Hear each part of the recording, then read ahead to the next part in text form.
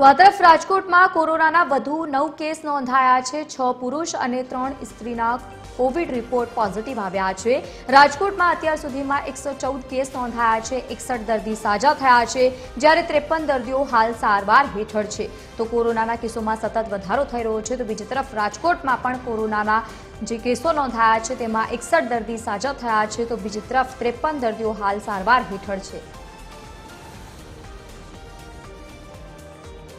સંવાદદાતા રવિ મોટવાણી આપણી સાથે ફોન લાઈન પર જોડાયા છે। રવિ, રાજકોટમાં કોરોનાને લઈને કયા પ્રકારની પરિસ્થિતિ છે? જી જરૂરથી જણાવી દઉં, રાજકોટમાં દિવસે ને દિવસે કોરોનાના કેસ વધી રહ્યા છે અને લોકોને પણ તકેદાર રાખવા માટે આરોગ્ય વિભાગ અપીલ કરી રહ્યું છે।